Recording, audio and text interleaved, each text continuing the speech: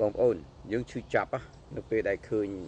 បរទេសចិត្តខាងឆ្លៀនពៀនទឹកដីយើងឲ្យមកបាញ់យើងស្លាប់នៅលើទឹកដីយើងទៀតអានឹងទី1ទី2នៅពេលដែលយើងច្រៀងនៅលើប្រាសាទរបស់យើងគេមកខាត់មិនឲ្យច្រៀងទៀតយើងគិតណាគេស្ពីកំភ្លើងចូលដល់ប្រាសាទយើងទៀតមិនឲ្យយើងច្រៀងទៀត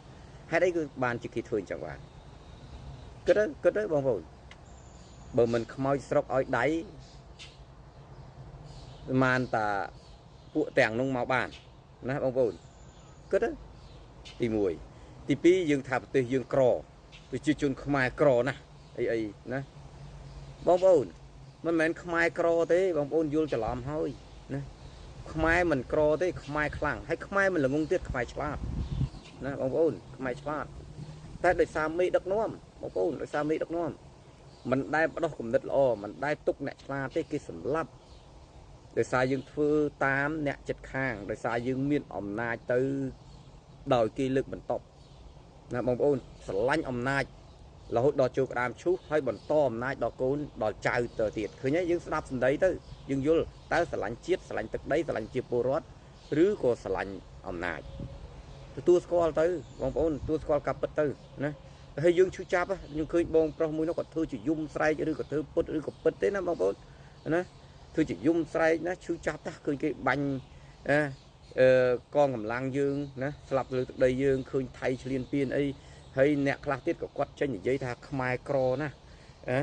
ខ្មែរក្រខ្មែរវេទនាណាកុំចង់ឆ្លៀនពៀនពេកធ្វើឲ្យខ្មែរឈឺចាប់អីចឹងណាហូហែខ្ញុំថាខ្មែរមិនក្រទេខ្មែរខ្លាំងបើនិយាយសម្បត្តិមរតកខ្មែររ៉ែសម្បត្តិជាតិសម្បត្តិដូនតានេះមានច្រើនជាងគេទៅទៀតបើនិយាយព្រៃក៏មានច្រើនជាងគេដែរព្រៃឈើដើមឈើនេះណាបឹងបួត្រីទលេអីនេះស្អីក៏មានដែរខ្មែរស្អីក៏មានដែរបងប្អូនតែអ្នកណាអ្នកបំផ្លាញក្រៅពីខ្លួនយើងអ្នកបំផ្លាញហ្នឹងណាអាហ្នឹងយើងនិយាយពីមានរបស់យើងណាបងប្អូនបើនិយាយពីរឿងគេជំនួយទៀតគេជំនួយច្រើនណាស់គេជួយណាស់គេស្គាល់យើងហើយពីពិភពលោកណាតាំងសម័យ UN មកគេជួយទាំងលុយជួយទាំងគំនិតបញ្ញាគេជួយដោះស្រាយគេជួយបញ្ហាយើងគ្រប់យ៉ាងតែយើងទេមិនឲ្យគេជ្រៀតជ្រែកទៀតជួយពេលខ្លះប្រើពាក្យសម្ដីថាគេមិនឲ្យបរទេសមកជ្រៀតជ្រែកឆ្លៀនពៀនទេណែខ្លាំងអាហ្នឹងណាដល់ពេលអាចិត្តខាងឆ្លៀនពៀនស្ងាត់ឲ្យឈឹងឃើញទេយើងគិតទៅយើងឈឺចាប់គាត់ថាឃើញថៃបាញ់ខ្មែរស្លាប់ម្នាក់នៅលើទឹកដីខ្មែរធ្វើឈឺចាប់រឿងច្រើនណាមិនឈឺចាប់ណាបងប្អូនដែលគេបាញ់បណ្ឌិតកែមលីបាញ់លោកឈុតវិធីដែលគេបាញ់អ្នកស្នេហាជាតិច្រើនណាបងប្អូនលាក់នឹងលាក់សហជីពកម្មករសិទ្ធិអ្នកស្នេហាជាតិហើយស្នេហាយុត្តិធម៌ហើយទាំងអស់ខ្ញុំនិយាយទាំងអស់ណាបងប្អូនណាចុះមិនឈឺចាប់ផងទៅធ្វើឈឺចាប់មិនថៃបាញ់ខ្មែរម្នាក់ស្លាប់ណាចុះអាខ្មែរសម្លាប់ខ្មែរនោះមិនឈឺចាប់ផងមិនក្រោកឡើងទៅណា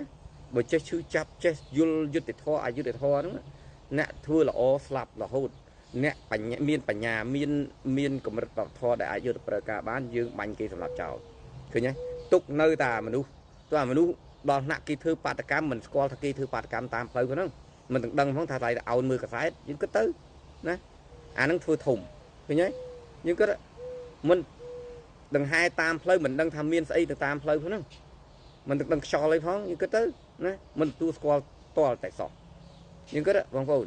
គិតទៅទោះថាអ្នកស្រឡាញ់ជាតិក៏ស្រឡាញ់អំណាចក៏ស្រឡាញ់ជាពលរដ្ឋយើងគិតមើលស្រឡាញ់ពលរដ្ឋស្រឡាញ់ជាតិអត់តលតែសោះហើយគេបិទសិទ្ធិសេរីភាពមិនឲ្យអ្នកនយោបាយ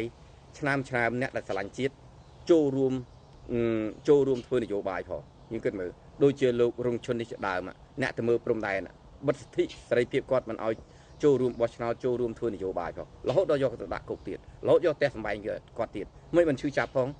មើលអស់លោកដែលបកកែឈឺចាប់ធ្វើយំស្រែកមិនឈឺចាប់រឿងហ្នឹងផងបកកែមកធ្វើឯងឈឺចាប់អារឿងខ្មែរស្លាប់ម្នាក់នៅព្រំដែននេះណាវាឈឺចាប់យើងស្រាប់ហើយប៉ុន្តែគេបន្តនៃការឈឺចាប់មុនហ្នឹងច្រើនណាស់រាប់មិនអស់បងប្អូនលោកឈុតវិធីអ្នកស្នេហាជាតិជាច្រើនដែលត្រូវស្លាប់ណាច្រើនណាស់គេប្រើល្បិចបើកឡានបុកអីសិទ្ធិអ្នកដែលមានចំណេះដឹងដែលប្រើការបានយល់ទេដែលមានសមត្ថភាពណាគេបើកឡានធ្វើជាបុកស្លាប់ខ្លះក៏វាយបែកក្បាលវាយអីកន្លងមកសួរថាបោះឆ្នោតត្រឹមត្រូវទេអានឹងបិទសិទ្ធិសេរីភាពប្រជាជនទូទាំងប្រទេសរំលាយគណៈបកហ្នឹងមិនឈឺចាប់ផងឈឺចាប់ជាងស្លាប់ទៀតណាបងប្អូនមិនពុំពុះកជ្រោឡើងហើយធ្វើជាគេស្លាប់ម្នាក់ហ្នឹងធ្វើពុះកជ្រោស្មើមិន អាហ្នឹងគេហៅថាគំនិតបកមិនគំនិតប្រជាពលគំនិតស្នេហាជាតិស្នេហាប្រជាពលរដ្ឋចេះឈឺចាប់អីទេមិនមែនទេគឺចេះស្នេហាបកធ្វើយកមុខ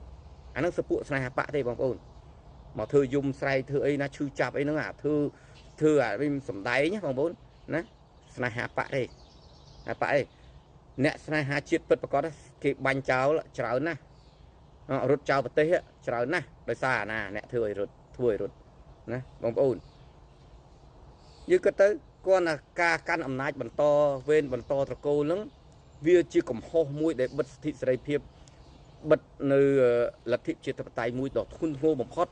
មិនឈឺចាប់ផងទៅមិនព្រមក្រោកឡើងឈឺចាប់មកយើងគិតប្រយោជន៍ផ្ទាល់ខ្លួនអ្នកមានគិតប្រយោជន៍ផ្ទាល់ខ្លួនអ្នកមិនចេះក៏នៅតែគិតធ្វើជាចេះដើម្បីអែបអបមេបកណាស្នេហាបកវាអត់មានស្នេហាជាតិពិតស្នេហាបកហ្នឹងតែវាសំទៅវេទនាដែរខ្ញុំមិនចេះតែនិយាយទេខ្មែរយើងអញ្ចឹងយើងអត់ឃើញអំពើអយុត្តិធម៌ពេញសង្គមមិនបំពុះកញ្ជ្រោលឡើងណាមនុស្សស្លាប់រាល់ថ្ងៃគាត់ថារៀបចំប្រព័ន្ធនៃចរាចរណ៍ហ្នឹងមិនបានកាត់បន្ថយផងគ្រឿងសង្វឹងគ្រឿងញៀនពេញប្រទេសយើងឃើញហើយណាចោល500ណាមិនឈឺចាប់ផងថាសង្គមមួយនេះវាកំពុងតែបង្កើតអីឡើងណាមិនឈឺចាប់ផងអំពើពុករលួយក៏មានលាក់ច្រើនណាស់ណារឿងដែលកើតឡើងនៅក្នុងសង្គមណាហើយមិនឈឺចាប់ផងមកធ្វើយំស្រែកឃើញគេបាញ់មនុស្សម្នាក់ស្លាប់បានធ្វើឈឺចាប់តិចគេបាញ់លឹះហ្នឹងផងរងថ្ងៃគេបាញ់ស្លាប់ទាំងមកប្រទេសហើយមិនឈឺចាប់មិនដឹងខ្លួនទេណាអត់គេដេមាត់ចិត្តអស់ហើយបិទសិទ្ធិសេរីភាពការនិយាយស្ដីណាគេបំបែកខ្មែរខ្ទេចខ្ទីអស់ហើយខ្លះនៅក្រៅស្រុកអ្នកនៅក្រៅស្រុកគេបំបែកអានៅក្រៅស្រុកទៀតនិយាយលេងត្រូវគ្នាអស់ហើយមានស្រឡាញ់ជាតិស្រឡាញ់ទឹកដីអីស្រឡាញ់តាថ្មសំបីអាមិនដិតខ្លះក៏សុខចិត្តធ្វើភ្លើអ្នកបួសរៀនខ្លះចេះដឹងនិយាយឲ្យក្មេងៗចំនួនក្រោយធ្វើតាមតាខ្ញុំហ្នឹងក៏យកគំរូតាមដែរចុងក្រោយអាហ្នឹងវាទៅដែរឃើញទេយើងមើលដោយសារអីយើងគ្មានឧត្តមគតិជាតិទេដោយសារខ្មែរអត់មានអាហ្នឹងទេបានតែធ្វើសម្ដែងវាសម្បូរអាពួកសម្ដែងហ្នឹងបងប្អូនធ្វើឈឺចាប់រឿងស្រុកខ្មែរត្រូវឈឺចាប់តាំងពីសម័យបោះឆ្នោតលើកទី1ទៅសម័យ UN ណាបងប្អូនគាត់ថាគេមិនព្រមចុះពីតំណែងគេធ្វើរដ្ឋប្រហារធ្វើអីនេះយើងគួរតែចាប់អារម្មណ៍ឈឺចាប់ទៅមិនទៅថ្ងៃហ្នឹងមកធ្វើឈឺចាប់គេបាញ់មនុស្សម្នាក់ស្លាប់ហ្នឹងទេវាគេរងថ្ងៃវាស្លាប់មនុស្សសឹងទូទាំងប្រទេសហើយវារស់តែនៅក្រុមបកពួកក្រុមរបស់គេទេដែលមានហូហៀសបោសបាយហ្នឹងហើយគេបញ្ជូនកូនចៅក្រុមតកូលគេហ្នឹងចេញក្រៅប្រទេសមានសញ្ជាតិ2 3អស់ហើយគេចង់ចេញចូលស្មាណាក្បានហើយគេនៅបំផ្លាញមរតកដូនតាយើងមកប្រទេសមិនចេះឈឺចាប់ផងខ្ញុំស្អប់មកធ្វើឈឺចាប់ចឹងខ្ញុំអត់ចូលចិត្តទេបងប្អូនមិនឈឺចាប់ចេញមកនិយាយយូរហើយមិនចេញមកនិយាយមិនចេញថាទៅអ្នកណាធ្វើអីខុសខ្លះក្នុងសង្គមមួយនេះណាខំតត្រោជើងលើកជើងហ្នឹងណាមិនដឹងខុសមិនដឹងត្រូវខ្ញុំប្រាប់ឲ្យហើយខ្ញុំស្រឡាញ់ជាតិបតៃខ្ញុំស្រឡាញ់អ្នកនយោបាយអ្នកស្នេហាជាតិតែខ្ញុំត្រូវការបដូរផ្លាស់ដែរបើសិនអ្នកនយោបាយអ្នកស្នេហាជាតិដែលខ្ញុំស្រឡាញ់ក៏ដោយឡើងកាន់អំណាចរហូតក៏ខ្ញុំមិនពេញចិត្តដូចគ្នាខ្ញុំនៅតែមិនគ្រប់គ្រងទេតាមអាណត្តិពីអាណត្តិហើយឡើងដោយឈ្នះដោយយុត្តិធម៌ដោយថ្លៃថ្នូរចាញ់ដោយយុត្តិធម៌ដោយថ្លៃថ្នូរណាធ្វើដូចប្រទេសអាមេរិកបងប្អូនមានសេចក្តីសុខហើយខ្ញុំនិយាយឲ្យនិយាយទៀតចឹងណាបងប្អូនណាធ្វើឈឺចាប់យំស្រែកអត់ចេះខ្មាស់គេទេបងប្អូនគេសម្លាប់មនុស្សមកប្រទេសគេនាំចិនយួនហើយខំទៅតស៊ូការពារទឹកដីការពារឲ្យអាណាដូចខ្ញុំនិយាយទៀតការពារឲ្យអាណាការពារឲ្យ